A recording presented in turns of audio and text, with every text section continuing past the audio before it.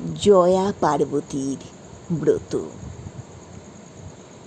আষাঢ় মাসে হিন্দু ধর্মাবলম্বীদের এক গুরুত্বপূর্ণ ব্রত হল জয়া পার্বতীর ব্রত।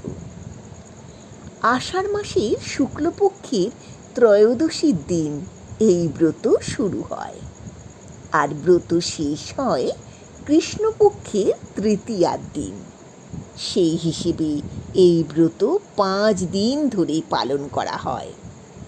মহিলারা তাদের পরিবারের মঙ্গল কামনায় এবং সমৃদ্ধি, শান্তি, দীর্ঘায়ু ও কল্যাণের জন্যে সম্পূর্ণ নিষ্ঠা ভরে জয়া পার্বতীর ব্রত পালন করে। গুজরাট এবং পশ্চিম ভারতে এই ব্রত খুবই জনপ্রিয়। জয়া পার্বতীর ব্রত গৌরী ব্রত নামেও পরিচিত। জয়া পার্বতীর ব্রত উপলক্ষে ভগবান শিব এবং মাতা পার্বতীর উপাসনা করা হয়। এই সময় উমা মহেশ্বর পূজাও করা হয়। জয়া পার্বতীর ব্রতের প্রথম দিন একটি ছোট মাটির পাত্রে গমের বীজ বপন করা হয়।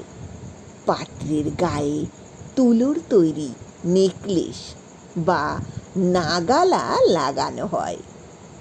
এটি কুমকুম বা সিঁদুর দিয়ে সাজানো হয়। ব্রতের 5 দিন ধরে প্রতিদিন গমের বীজে জল দেওয়া হয়।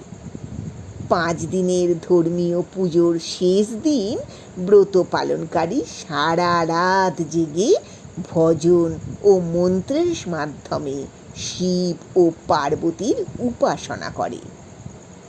ব্রত পালনের 5 দিন লবণযুক্ত খাবার, গমের তৈরি খাবার, টমেটো, বিভিন্ন শাক সবজি খাওয়া নিষিদ্ধ। ষষ্ঠ দিন স্নান করে শুদ্ধ বস্ত্র পরে গমের অঙ্কুর মাটির পাত্র থেকে তুলে নিকটবর্তী নদী বা পুকুরে বিসর্জন দেওয়া হয়।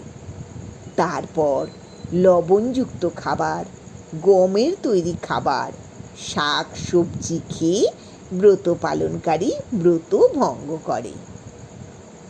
একটি কিংবদন্তি অনুসারে পুরাকালে এক ব্রাহ্মণ দম্পতি বাস করতেন। তারা ভগবান শিবের পরম ভক্ত ছিলেন। জীবনে তাদের কোনো অভাব ছিল না। তবে ব্রাহ্মণ দম্পতি ছিলেন নিঃসন্তান। তারা প্রতিদিন শিব মন্দিরে গিয়ে সন্তান কামনায় প্রার্থনা করতেন। ভগবান শিব তাঁদের ভক্তিতে খুব সন্তুষ্ট হয়ে তাঁদের কাছে দেখা দিয়ে বললেন, নিকটবর্তী বনে একটি নির্দিষ্ট জায়গায় এক শিবলিঙ্গ আছে, কিন্তু কেউ সেই শিবলিঙ্গের পুজো করে না। ব্রাহ্মণ দম্পতি যদি সেই শিবলিঙ্গের পুজো করে তবে তাদের মনস্কামনা পূর্ণ হবে। ব্রাহ্মণ দম্পতি তৎক্ষণাৎ বনে গিয়ে সেই শিবলিঙ্গ খুঁজে বের করে পুজোর প্রস্তুতি শুরু করলেন।